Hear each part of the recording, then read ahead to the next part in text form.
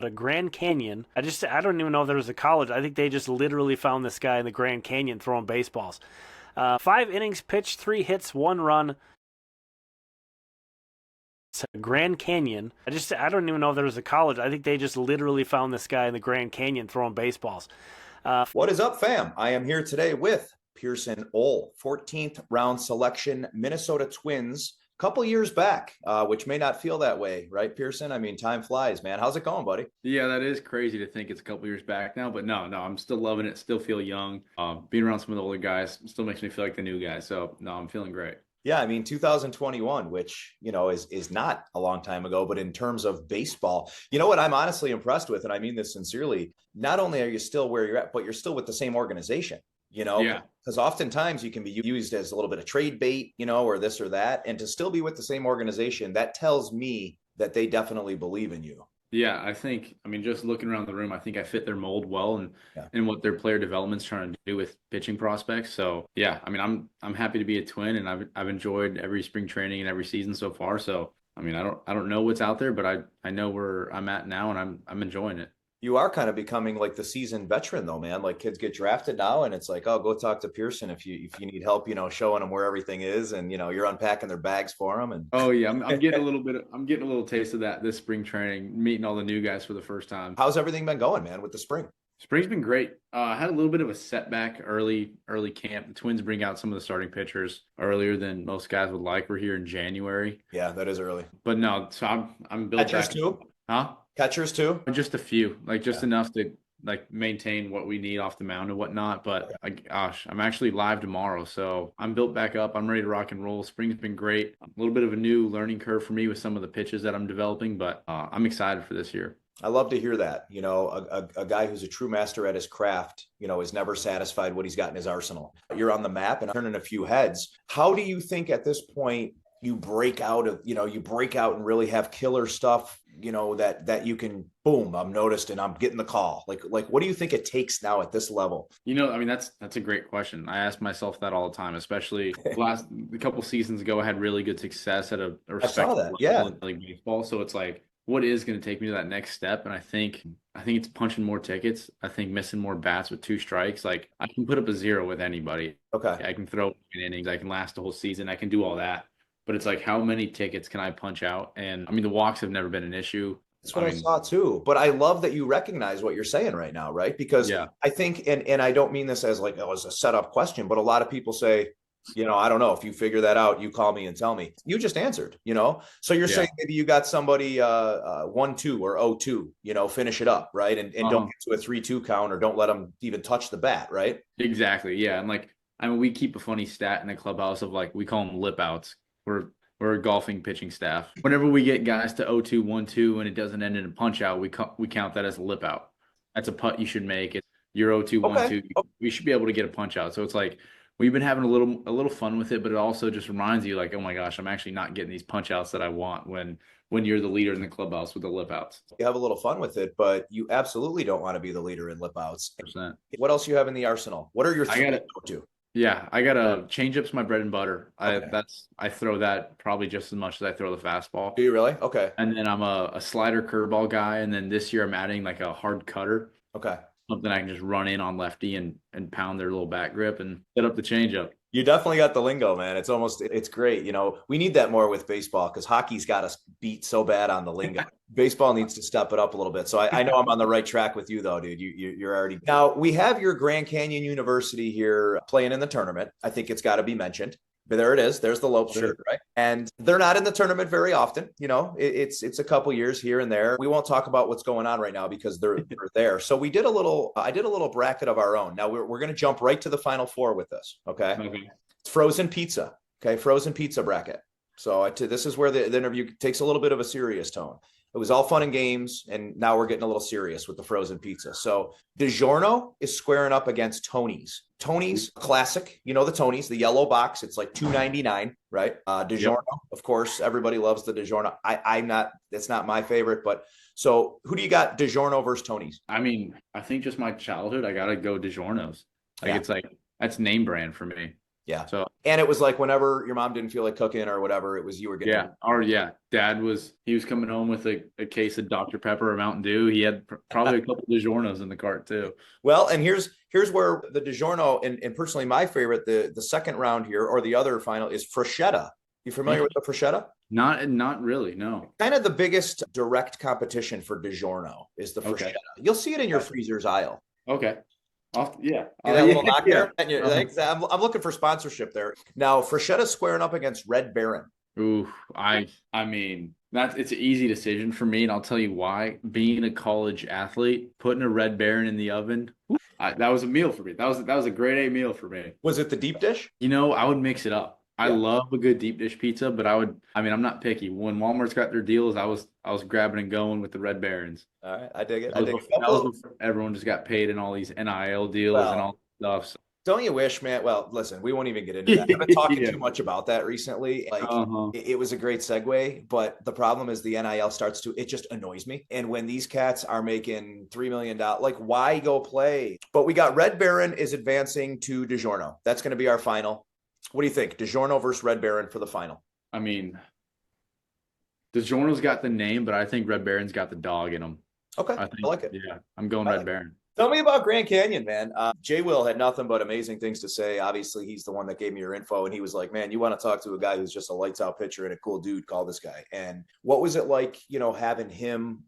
And I think you grew up with Jacob too, right? Yeah, yep, I grew up with Wilsons around. Yeah. Jacob is a special talent, right? There's no question.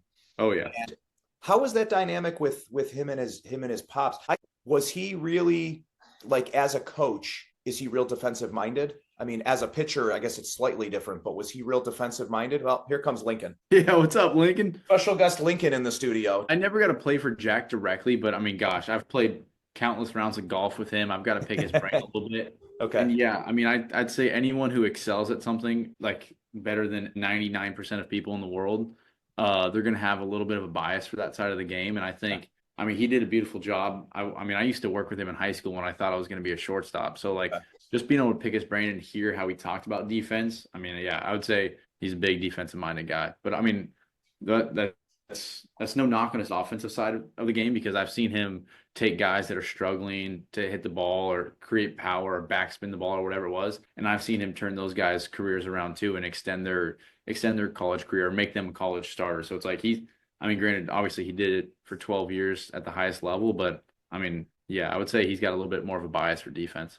Yeah.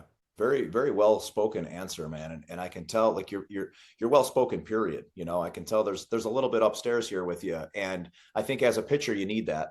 I think, my opinion, the pitching is probably more mental than it is physical. I mean, there's now there's so many guys that can turn it up 101, somewhere in that range. And you're seeing more and more. All right, here's how I word this, or the way I've been kind of breaking it down for a lot of these guys.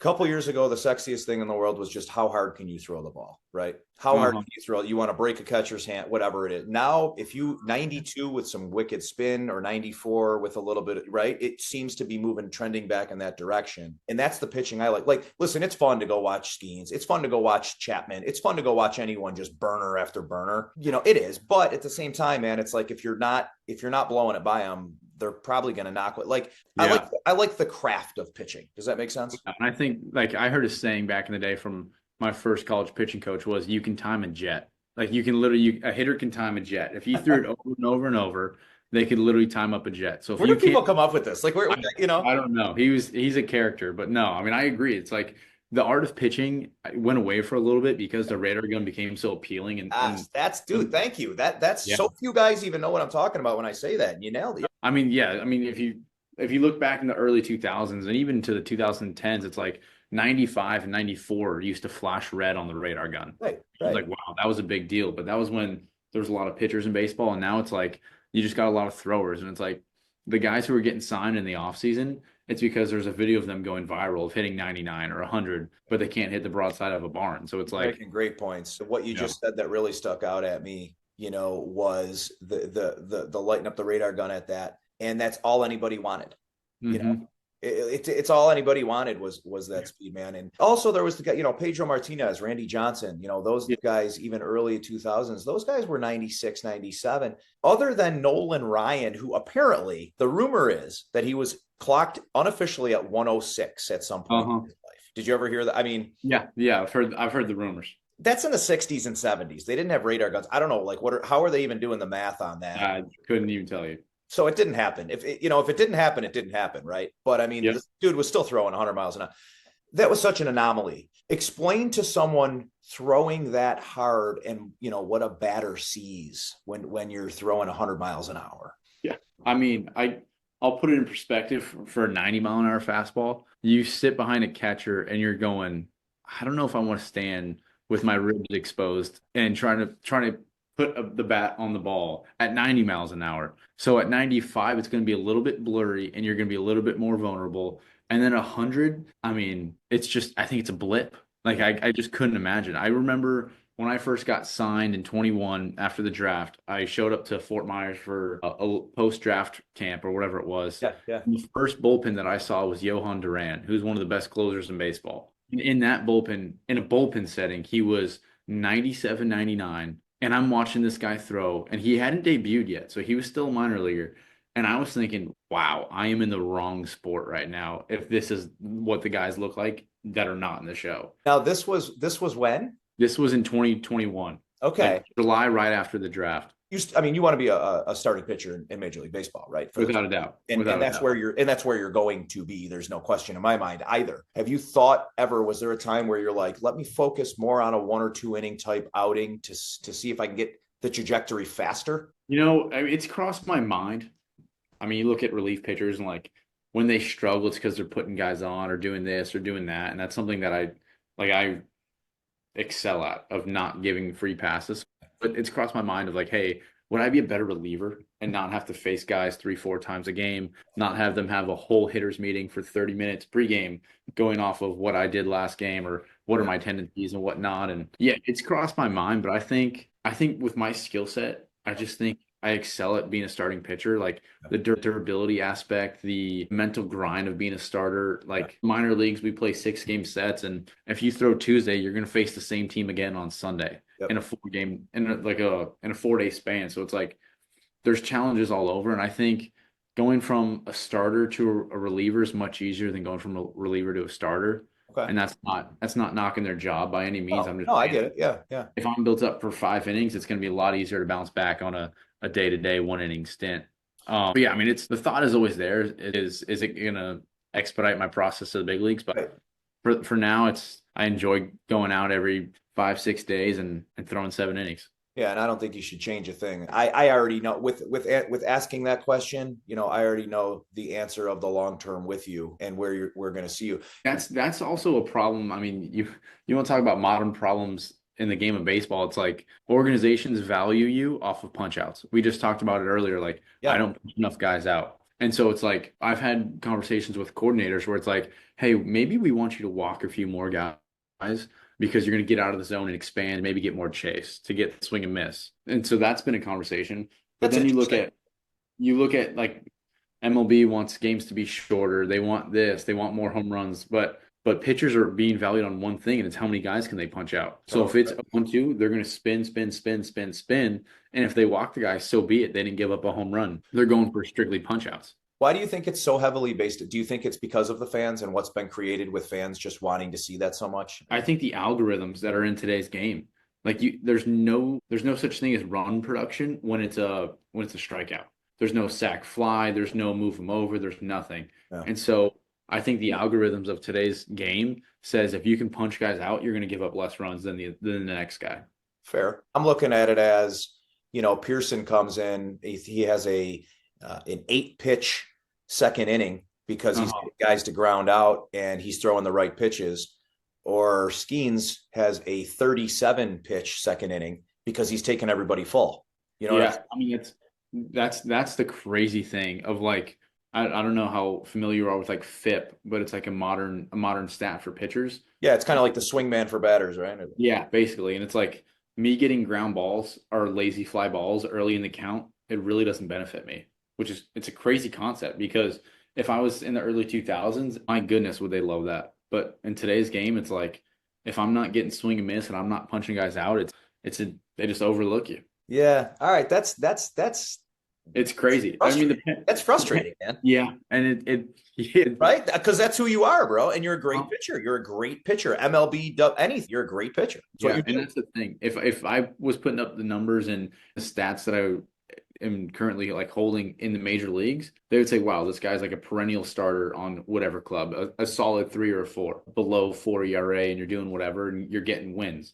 But like in the minor leagues, it's like, oh, well, we can't send you to the show because, or the numbers say that you're not going to punch enough guys out, or you're going to give up this many home runs, or whatever it is. And it's a crazy concept. And I've never seen the game of baseball from this side, and it's interesting. It's super interesting. Interesting slash frustrating and yeah. Right. And dude, listen, I hear you, and you don't come across as any other way than just being honest. Your transparency is great, dude. It's refreshing. And obviously, you have nothing but praise. The organization's been pretty, like I said, man, they believe in you. There's no doubt. You would have been part of and Pierson's part of a deal. You know what I'm saying? Since you're not, they know where they want you, but then they're saying at the same time, here's what's holding you back. Like the second you would change, they would say, hey, can you go back to doing what you were doing?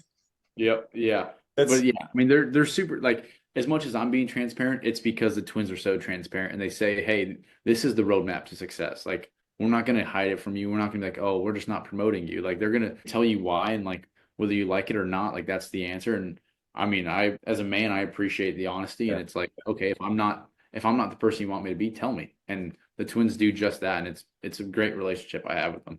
Tell me a little bit about your brother and the relationship there, man. I've read a few things where you're kind of his guy, like his role model and just kind of mentor. And, yeah, I think we're each other's guy, honestly. Like as early as I can remember. This is the time where my wife starts crying when she watches the interview. Yeah, I was just going to say, my mom's going to be rewatching this section. Yeah. She'll be, oh my God, my boys, my baby boys. No, I mean, we've been best friends literally, I mean, you could say since day one, but it was probably like 4, 5, and 6 when we could actually remember it. And I mean, it goes age difference? 2 years. Okay. But like we could go back to playing 1v1 wiffle ball every day and every second that we got a chance to, and just getting into the stupidest things together, of throwing metal darts at each other to trying to put a hockey stick in each other's bike spokes, trying to other. And I mean, it's just then as we matured and became like young men and started working out together, and it was just a matter of like, we both have made decisions of sacrifice and not doing stupid things when we were younger, not getting into trouble. And we were around very similar people that wanted the success, and they wanted those achievements. And I think we were just so like-minded, whether it was because I was going through it first or that's what he also wanted. But I mean, there was just such a mutual respect for each other and the goals and aspirations that we had, that, I mean, it was like a living best friend. And so getting to go play college baseball together was just, I mean, I was upset it was only 1 year. Yeah. Like, we got 1 season together, and it was just the most fun ever. It was cool. Just tugging at my strings a little bit here. Yeah, but it was just. I'm gonna put, when I edit, there's just gonna be a tear rolling down my eye. It is, though, a beautiful thing, and I'm not even. It is, man. I'm like, no doubt. I got 3 little boys, man, 11, 9, and the little dude you just met. And if you could somehow give me whatever, your parents did a phenomenal job, dude, and kudos to them. And I hope they are watching this, and I hope that they do see this, and they should be so proud of the way, number one, you just spoke about your brother, and number 2, man, just the way you present yourself in general. You're an absolute professional. You're cerebral. You touch on the right things. You know what I'm saying? You're a baseball guy. Was there ever a time with you and him where you were at each other's throats like that, or were you always kind of just had each other's backs? No, I think there's always a time of being at each other's throats. And I think that's the point of like immaturity, when you don't realize that, hey, this dude's one of the only guys that's going to want to be just like you. And he's always going to be there for you. Yeah, no doubt. And it's like, friends come and go, but it's like the dude's going to wear your last name for the rest of his life. But yeah, there's always a time where I'm going to hang out with my friends and I'm like, no, I don't want my little brother to come. He's this, that, or the other, or whatever it is. But it's, once you mature and realize, it was just, for me, it was like so cool of like, no, this is my brother. And it's like, when I got to GCU, or when he got to GCU, like, I was obviously one of the aces on the staff. Like, I was in a good spot. So it was like, when he came in, you were kind of the ace. You were the guy. Yeah. But when he came into when he came to campus, it was like, oh, this is Ohl. Like this is Pierson's little brother. He He's got all the respect in the world without even touching the exactly. It baseball. was so cool for me to see that, and like I know it made his first year so much better just Oh, heck already yeah, man. having it. I remember or it was my junior year, like his first week on campus. I had so many people coming up to me going, "Dude, I can't believe you big leagued me the other day. Oh my gosh, like what's going on?" And I'm like, "What do you mean? Like this is my first time seeing you this semester." And no, I literally said hi to you the other day, and then I would see my brother at practice, and he'd be like, "Yeah, whoever said to say hi, they saw me, and I had no idea who they were." So That is too funny. You big leagued them. Let's finish up with a couple of fun questions here. As if the pizza thing wasn't good enough. Okay, it gets better. You gonna go M&Ms or Skittles? I'm going chocolate. I'm going M&Ms. Okay, all right. So let's say the M's advance. Now you going Reese's Pieces or M&Ms? I think the fiance would be upset at me for not choosing Reese's, but I'm gonna go M&Ms. I don't know. Unless I have like something to complement the Reese's, I'm going M&Ms. Like The if I'm fiance, isolating them by themselves. the fiance sounds like she's a Reese Piece girl. Yep. Yeah. She's a big fan. You know, hearing this and talking about these, I kind of want some Reese's Pieces. When did you Yeah. get engaged? December 13th. Wow. You know what? Yeah. She better watch. She's going to be anything she was upset about before, knowing the exact date, and boom, just like that. Somebody asked me right now, I'd be like, Yeah. Yeah. I mean, right? it's hilarious because like for her and I, we had like a little gray area of like what date we actually started dating or Yeah, everybody does. It's like now that I propose on December 13th, as long as I can nail that date until October 25th, I'm fine. Y'all getting married this year? Yeah, yep. Yeah. You got the venue picked out. You got everything going. Yep. I mean, gosh, she's all over that. I'm playing the supportive role right now, so it's fun. Is she a Cali girl? No, she's actually a Washington girl. Okay. We met at GCU. She was a volleyball player. Okay. Uh yeah, just Very cool. Very oh, cool. yeah. Yeah. I like to hear stories like that, man. I can bore you with a real quick one here on how I proposed to my wife. We were going to New Orleans, and I had never been in New Orleans. You know, this was, I don't know what year this was, 2000, early 2000s, whatever. Again, I'm an old man. And I had thought, man, like Bourbon Street was this super artsy, cool place. Have you been? Yeah, yeah. It's disgusting, right? Yeah. Like it's disgusting. So like I thought it was going to be this like, you know, stoic, just amazing place to go propose. Well, in between the dudes peeing on the side of the road and the you know, in the parades going on and everything, I was like, all right, it got so hot, and I had the Buffalo gear on and jeans and stuff. We were going on a cruise. So I finally, dude, I'm sweating. I'm probably hungover at the time, sweating bullets, everything, right? And finally, I'm just like, stop where you are. She's like, what? And we're at some random fountain, bro. There's no water coming out of it or anything. And I'm like, I'm on the knee, and I'm like, you know, and probably wasn't too memorable for her, but hey, you know, that's my proposal story. Hopefully you have a better one. What was your story? You got me beat. I mean, I might have you beat just with how it all lined up. All right, perfectly. now I need to hear it. All right, so I spent the off season in Arizona. Okay. She was finishing up her master's, playing her last year. She played her 5th year of volleyball. We were gonna go to Seattle for Christmas, and her semester ended. Gosh, I was like the weekend after I proposed. Like I proposed on a Friday. She was out of there on that Sunday. I was gonna go home to California to spend some time with my family before the holiday. I was planning to leave Arizona, go hang out with my family, but I wasn't going anywhere. So said our goodbyes, whatever. I packed up my apartment because I was leaving, but I didn't go anywhere. I just played golf with the guys while I was not talking to her. But we set up like this fake photo shoot for her and her best friends at this golf course that we used to take like afternoon walks on. I lived on it, so it was just sentimental to us. I see where this is going, and you definitely you crushed me. You crushed. Yeah, so this is the same course you're at with the boys? Yeah, literally. Like we played probably the day before, a couple like I think we might have played multiple rounds, but either way, they got all dolled up, ready for this photo shoot. They show up to the golf course. One of her friend's sisters worked there, got them on a golf cart, made it all official, drove them around to where like the spot of the photo shoot was going to be. And I was there with like a blanket and flowers. And that's awesome, dude. It was perfect. It was great. You know how you hit the home run there too. Women, you know how crazy they are. Like they want to look good. Like they want their pictures. They want to look good. Like they don't, you know. I don't even just want the photos. They want specific colors or whatever it is. And that's way more important than the proposal, right? Like one of one of the hardest things of that process was finding a photographer with like certain edits and all these other things. I was like, oh my gosh. Thankfully, I got 4 sisters and all this stuff. But no, man, it's awesome. Thanks for taking the time. We will keep in touch for sure, and appreciate you, man. Awesome. Thank you so much, Don. You got it. Have a great weekend. Thanks. See ya.